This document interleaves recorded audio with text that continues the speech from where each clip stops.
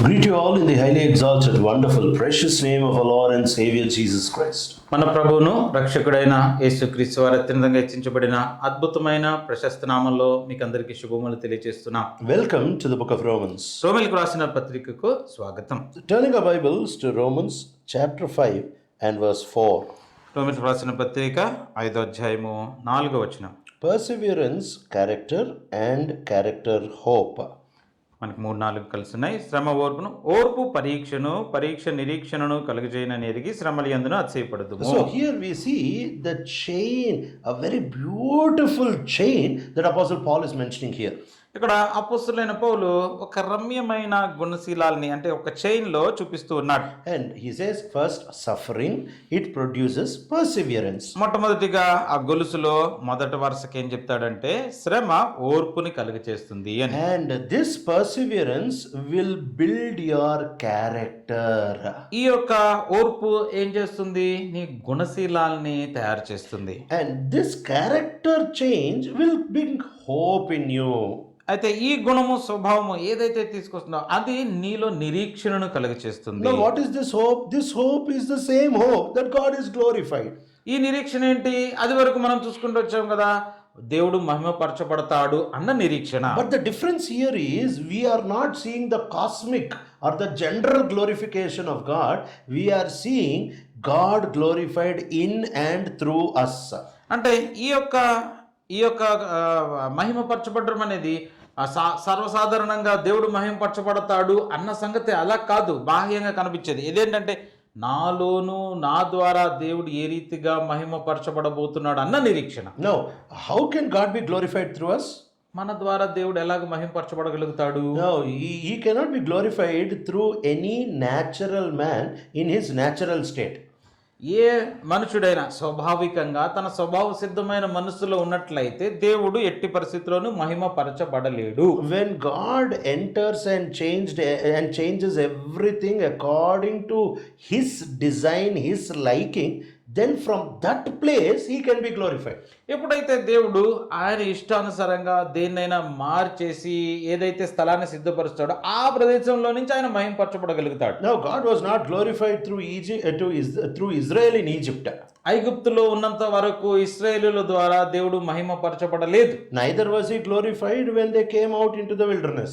అంతేకాకుండా ఐగుప్తులో ఉంటే మాత్రం కాదు, తిరిగి అరణ్యంలోకి వచ్చినప్పుడు కూడా మహిమపరచబడలేదు. When he gave a pattern, he said this is the way the tabernacle should be. I like these materials, I like this pattern, I like this thing, and they did accordingly. Then there his glory started to rest.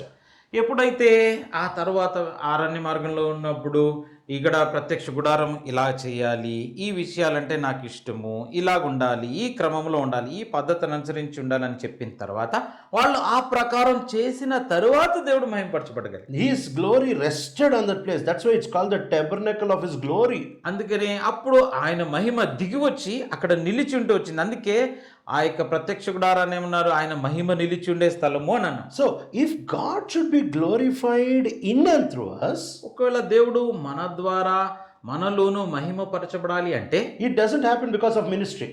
పరిచర్య ద్వారా జరిగేది కాదండి ఇది. The Lord very clearly told his disciples, don't rejoice that demons are going away when you rebuke. Don't rejoice, miracle signs are happening. You are preaching nicely. Don't make this the point of your rejoicing. కాబట్టి యేసుక్రీస్తు ప్రభువారు కూడా శిష్యులైన వాళ్ళు మళ్ళీ తిరిగి వచ్చినప్పుడు ఏదో ప్రార్థన చేస్తే దయాలు వెళ్ళిపోతున్నాయని, లేకపోతే అద్భుత ఆశ్చర్య క్రియలు మీ ద్వారా జరుగుతున్నాయని చెప్పి మీరు అందులో అతిశయించేవారుగా ఉండకండి అన్నాడు. Rejoice that your names are written in heaven. అయితే మీ పేరులు పరలోకమందు రాయబడి ఉన్నావని చెప్పి అందు మీరు అతిశయించండి అన్నాడు. What is the meaning of names are written in heaven? పరలోకంలో పేర్లు రాయబడి ఉన్నాయంటే దాని యొక్క అర్థం ఏంటి? That simply means in the Jewish language heaven means God. మరి యూదుల భాషలో పరలోకము అంటే దేవుడు అని అర్థం. So you have a standing in God, you have a standing in my Father, you have a standing in me. This should be the point of your rejoicing. కాబట్టి నీవు దేవుని యందు నిలిచి ఉన్నావు, నీవు తండ్రి యందు నిలిచి ఉన్నావు, నాలో నిలిచి ఉన్నావు, ఆ దాని యందు నీవు అతిశయించాలి. So never rejoice in Christian accomplishments. కాబట్టి ఎప్పుడు కూడా క్రైస్తవ పరమైన వాటిలో ఏదైతే సంపాదించావో విజయాలు, వాటి యందు నువ్వు ఎప్పుడు అతిశయించవద్దు. A million souls can come through you to the Lord. There is nothing to rejoice because it's not the effectiveness of your message that brought them. ఒకవేళ నీ ద్వారానే గాక మరి ఒక 10 లక్షల మంది వచ్చి ప్రభు దగ్గరికి రాగలిగినప్పటికిని అందులో నీవు వర్తించాల్సిన అవసరం లేదు. ఎందుకంటే నువ్వేదో బోధ చేస్తే దానికి ఆకర్షితులై వాళ్ళు వచ్చినోళ్ళు కాదది. The gospel itself is the power of God. That's why they came. That's all. సువార్త అనేదే దేవుని యొక్క శక్తి. ఆ శక్తిని చూసి వాళ్ళు వచ్చారు అంతే. నీ మప్పితనం ఏమి లేదు అక్కడ. So how is God glorified in and through us? మరి ఎలాగూ నీ ద్వారా మన ద్వారా దేవుడు మహింపరచబడగలుగుతాడు? When your old nature is changed and your new character is built through this new character, God is glorified. ఎప్పుడైతే నీ పాత స్వభావము మార్పు చెంది కొత్త స్వభావము కొత్త గుణము నీలోకి వస్తుందో ఆ కొత్త స్వభావము ద్వారా దేవుడు మహింపరచబడతాడు. Speaking the truth now and then is totally different from being truthful. అంటే ఎడతెగక ఎల్లప్పుడూ యథార్థంగా ఉండేదానికి భిన్నంగా అప్పుడప్పుడు సత్యం పలకడం లేకపోతే చెప్పడం అనేది వేరే సంగతి. Sometimes a person can be faithful, but that doesn't mean that person is faithful. కొన్ని సందర్భాల్లో నమ్మకస్తుడుగా మనుషులు జీవించవచ్చు. దాని అర్థం ఏంటి? ఎప్పటికీ నమ్మకస్తుడని చెప్పలేం మనం. Now, character building is not talking about sometimes speaking the truth, sometimes being faithful. It is speaking about becoming truthful, becoming faithful. అంటే ఆ యొక్క స్వభావాన్ని గుణశీలాన్ని పెంచుకోవడం అంటే అప్పుడప్పుడు మరి నమ్మకస్తుడిగా ఉండటం, అప్పుడప్పుడు వాస్తవాలు సత్యాలు మాట్లాడటం అలా చెప్పడం కాదు. మనము మన స్వభావమే సత్యమైపోవడం, మన స్వభావమే నమ్మకస్తులుగా మారిపోవడం. So it is a character change that the Lord is looking. ప్రభు చూస్తుందల్లా ఏంటంటే నీ గుణం మారిపోవాలని. How can you come into this character change? ఈ యొక్క మార్పు పొందిన గుణం స్వభావంలోకి ఎలాగొస్తావు? That chain is very clear. ఆ యొక్క గొలుసు చాలా స్పష్టంగా ఉంది. Suffering. మొట్టమొదటిగా శ్రమ. Suffering will produce perseverance. శ్రమ ద్వారా ఓర్పు వస్తుంది. When you continue to persevere, that will slowly change your character. ఎప్పుడైతే ఆ ఓర్పులో ఎడతెగక ఉంటూ వస్తావో నీ స్వభావం మారిపోతుంది. And we have already seen that if you stay faithful to the gospel, always in the position of desiring mercy through grace. ఇదివరకే చెప్పుకుంటూ వచ్చాం కదా, మనము సువార్తకి నమ్మకస్తులంగా జీవించి ఎల్లప్పుడూ కృప ద్వారా కనికరాన్ని పొందుకునే ప్రదేశంలోనే ఆ భూమి మీదే ఉన్నామనుకో, Suffering will start. శ్రమ ఆరంభించబడుతుంది. Don't leave that position. అయినా కూడా ఆ స్థలాన్ని విడిచిపెట్టొద్దు. Continue to depend upon God's grace and mercy. ఎడతెగక దేవుని యొక్క కృప మీద కనికరం మీదనే ఆధారపడుతురా. Suffering will increase. శ్రమ ఎక్కువ అవుతుంది. Pharaoh, he made the Israelites suffer, but the day Moses came and said, I want these guys to come out, suffering increased like anything. అది వరకు చూస్తే ఫరో మోషే రాకుండా ఉన్న ముందు ఇశ్రాయేలుని శ్రమ పెడుతూనే వచ్చాడు. ఏ రోజైతే మోషే వచ్చి నా ప్రజలను తీసుకుని వెళ్ళిపోతానని చెప్పి ఎప్పుడైతే ఫరో దగ్గర చెప్పాడో ఉన్న పాటన శ్రమ హెచ్చైపోయింది, పెరిగిపోయింది. So if you stay in this position of receiving God's mercy and grace, suffering will increase from every corner. You will be astonished.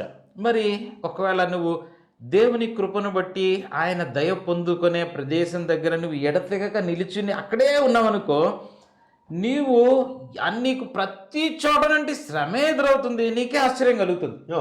Joseph 1 or 2 days turning away his eye from Potiphar's wife, that is not character building.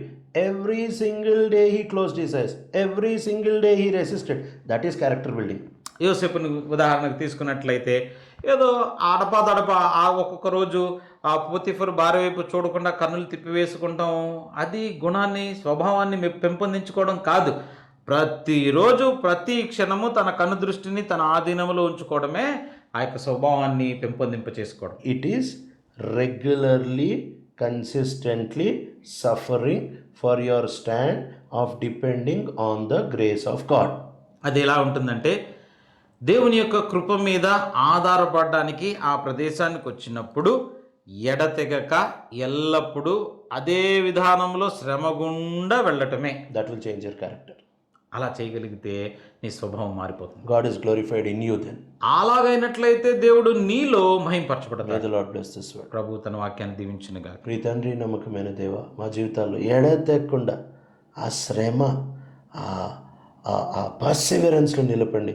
ఆ character నుంచి అప్పుడప్పుడు విక్టరీలు వద్దయ్యా, ఆ character బిల్డింగ్లో మమ్మల్ని తీసుకొని వచ్చి మా ద్వారా మహిమ పొందండి. యేసు ప్రభువు నామములో అడుగుతున్నాను తండ్రి, ఆమేన్.